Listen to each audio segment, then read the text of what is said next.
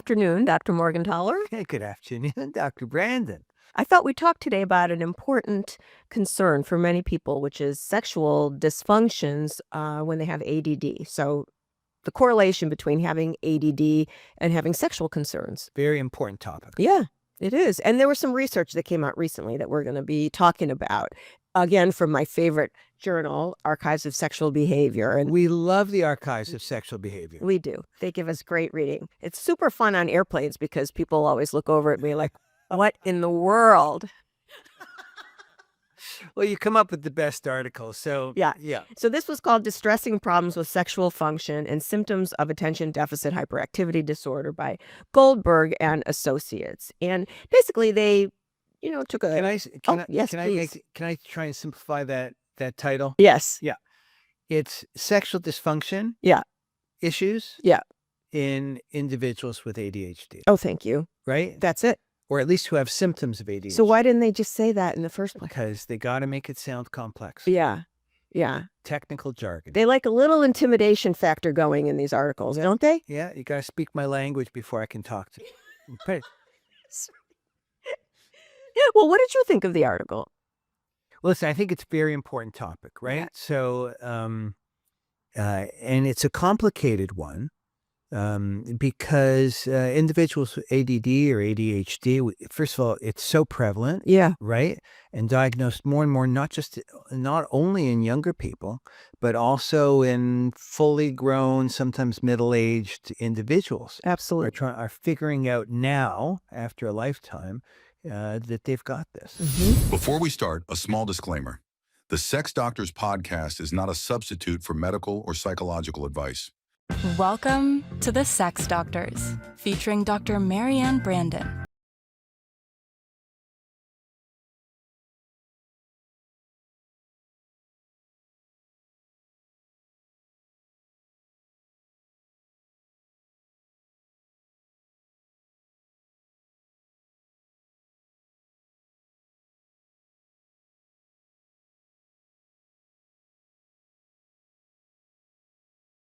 Like so used to living this way, they don't really notice that they have these symptoms. It's just like what life is for them. Right. Yeah. And it gets complicated because a lot of people try medications for this, both for their ADD and I don't know, is there a preferred term now, ADD versus ADHD? One's the extra H is for hyperactivity. Yeah. Right? The other is for distractibility, right? Well, Dude, yeah, whatever.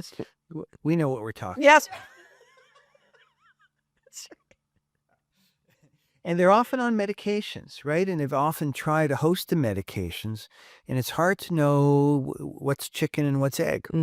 That's true, because medications can have side effects that can make matters worse, not better for some things. Right. So what I thought was important and interesting about this article is that it described both in males and females what their sexual distress problems were and in what areas.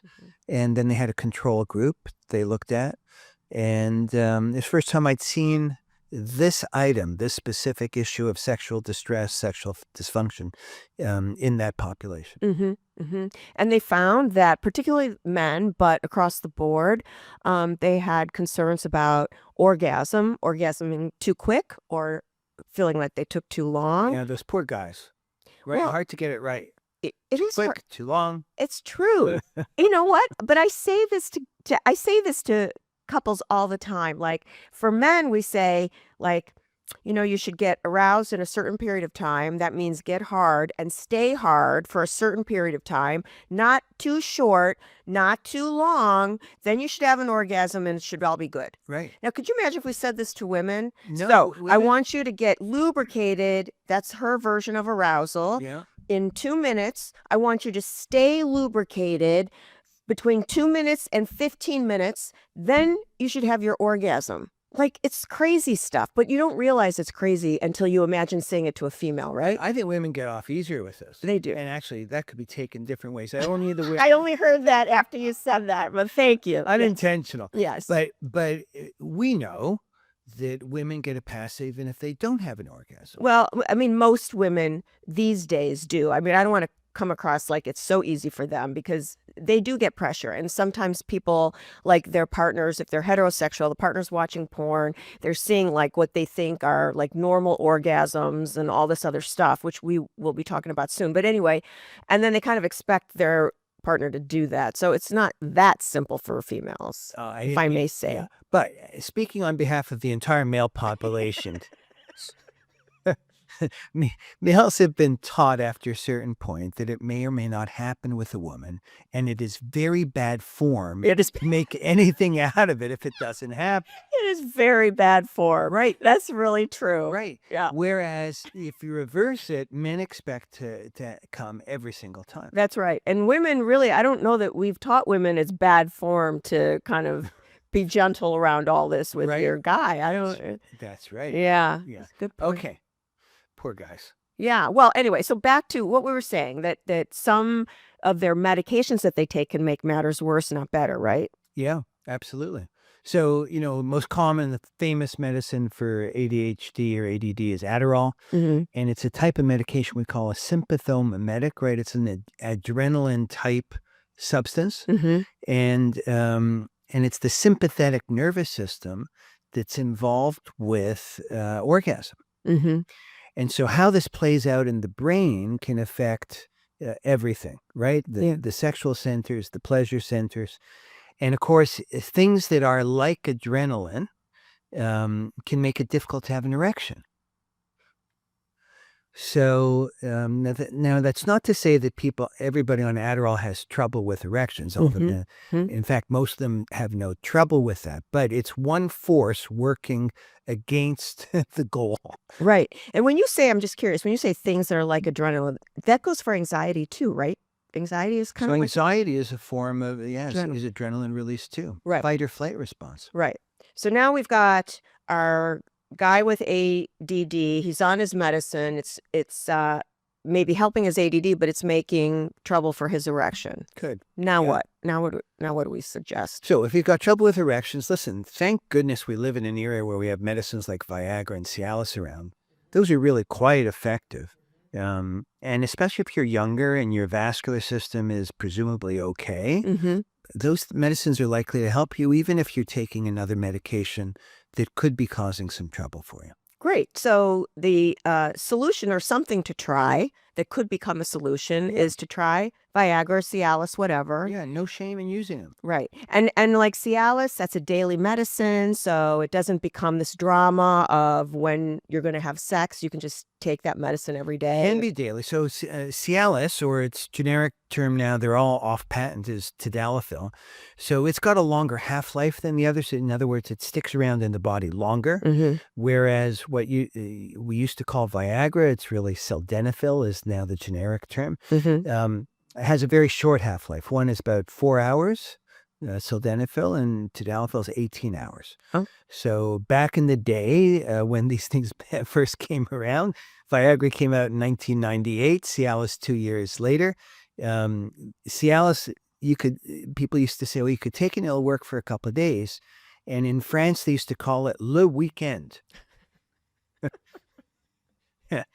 But people figured out that you could take a small dose of Cialis or tadalafil every day. It's usually 5 milligrams instead of the 20 milligrams that you take on demand when you want to do it. But they both work. And they're safe, right? They're Extremely safe. These are some of the best studied medicines ever. wow. Okay. So, from a sex therapist perspective, we also have some tricks up our sleeve for guys that are having some difficulty with orgasm. So, or if they're having difficulty getting erect, there are sex toys, vibrators that fit on the base of a penis. And so they just add stimulation. And I think this is great for guys with ADD anyway, because they have trouble focusing. So the more stimulation they're receiving, the more focused they're going to be on their sexual experience, and it'll make that whole process probably smoother and more comfortable for them. Yeah.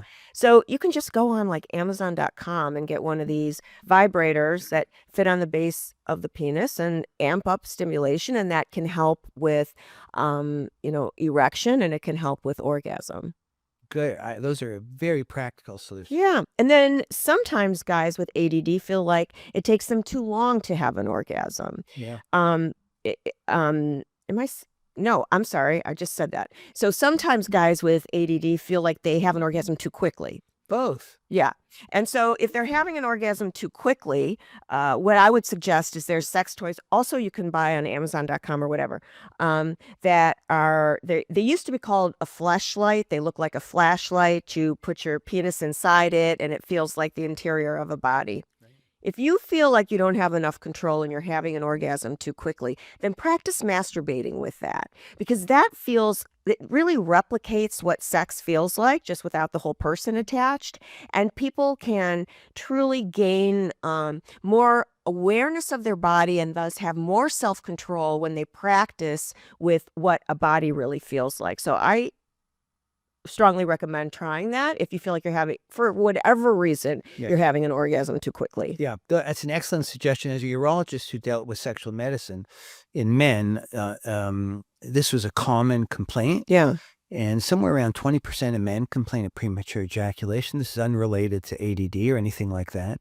And so I think the training with the fleshlight's a good idea. Mm-hmm. A very common and popular solution is also you can put this little cream or gel on the head of the penis and it desensitizes it. Mm-hmm. And guys can figure out how much to use. You don't want to desensitize it completely. Right. But it's like a numbing medicine, and there's a brand name called Promescent. You can buy it online, and that was pretty effective. And for guys who still have trouble despite all these things, we actually sometimes use antidepressants, not to help with their depression, but one of the side effects of the antidepressants, most of them, the SSRIs, is that they can slow down the ability to have an orgasm. And for some guys, that's a real problem. Like they get really slowed down. Mm-hmm. But somebody who's coming too quickly, more quickly than they want to. Yeah. Actually, we can use that side effect, if you will, of that medicine. It's usually at a low dose. It doesn't affect mood. But we can take advantage of that benefit of slowing it down. That's great. That's great. Now let's talk about women for a moment. And that is women with ADD, if they feel like they can't focus enough to have an orgasm, which I absolutely hear that from women, then what I suggest to them, and actually, first of all, let me say, I suggest this to everybody with ADD, if they can, and many people can't, start to practice meditation, mindfulness meditation. It can be crazy making for people with ADD, so this may be a big fail. But mindfulness meditation teaches people to focus on the body instead of their thoughts. So that's a good practice for folks with ADD to help kind of keep bringing them back to the sensation in the body. So that's one thing. Slow it down. Right. But also for women, there are so many sex toys out there. So women who have trouble focusing to have an orgasm, you should try a variety of toys. There's so many out there now, and see what she likes, and she can use that during sex, before sex, whatever, and that can help her stay focused too. Just amp up the stimulation, and it'll attract her attention, but also give her more pleasure. So. You're talking about something that makes complete sense, but I think most people wouldn't necessarily think of it exactly, which is that to have an orgasm requires a certain amount of focus, right? And maybe even more for women than for men, because a lot of the men are just, they don't even want to focus. They want to be distracted from it, right? Right, that's true. Yeah, the old joke amongst the guys, and they're having trouble with coming too quickly is you got to think about something else. I think it's in some old movie, like think about death, right? Or think about some torture, just to delay what feels like the inevitable. Right. Right? Right. Yeah. Yeah. That's not a strategy that women. No, women don't have to think about death. No, they. Although, in French, they call orgasm more, than death. But that's a different thing, I think. But at any rate, it's a different thing. Okay. So for her, helping her just stay focused on her body in whatever way, and sex toys can help her do that. But the issue around ADD is that one of the problems that people have when they have ADD is distractibility. Yeah. And so maintaining focus is one of the issues for people who have that. Mm-hmm. Absolutely. So bringing your attention back to your breath. If you don't want to try meditation, then trying to maintain your thoughts on your, what I tell people, pelvis. Like, try to bring your thoughts back to your pelvis and what's going on there, and see if you can keep yourself focused on that, and the sensation that you're feeling. Great. But meditation teaches people to come back into their breath, and that brings them in their body, and that's helpful too. So, Yeah. So what about this paper? well, I think we covered it. I think we covered the high points, don't you think? No. No. What did it say? Well, basically, it said that people who have ADD, they have more sexual distress, more problems with orgasm. That's kind of the bottom line of it, Yeah. don't you think? Well, so for me, I'm always I'm kind of the damp rag on a lot of these things. So the methods often matter to me, and in this study, they didn't actually have people who did or did not have ADD. What they had are people who responded to a questionnaire, right, online, and one of the questionnaires was asking about symptoms that go along with ADD. Uh-huh. So, you need a mental health professional to make the diagnosis. Yeah. They didn't pretend that they were doing that. They just had a score based on that questionnaire Yeah. that was consistent with the features of ADD. Right. So it's based on self-report. So the problem is people may not be as accurate in their self-report. Right. And then they compared that group that scored high on that questionnaire to people who responded in a way that was not consistent with that. And then in addition, they asked them about sexual distress in different ways. Yeah. So it's a leap, but not a major leap, but it's a little bit of a leap to say that the group that had the survey questionnaires consistent with ADD are the same as the group who have ADD, but it's only a small leap.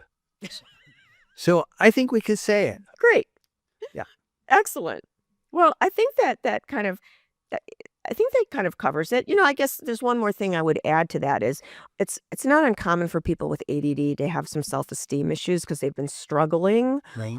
through their life, and they feel like they're not quite measuring up to the people around them in all kinds of ways. And so these kinds of sexual problems can be even more distressing for them than someone without ADD who doesn't feel like they're dealing with failure or being like substandard all the time. So, if it's a concern for you, if you have ADD and you feel concerned, talk to somebody, talk to a sex therapist, and get some support and sort of trying all these things out, because there's stuff you can do. Right. I think the most important things that you covered were that, number one, sexual distress or sexual problems is common both for men and women Yeah. who have ADD, and that almost all of these actually have treatments that can make things much better. Right. Right. And if you're on a medicine that doesn't seem to be making it better, like you're treating your ADD, then look to treat the side effects of that medicine. I mean, Right. So you're not alone. Right. And you don't have to suffer in silence. that's right. There you go. There it is. A pleasure to speak with you today, Dr. Brandon. Oh,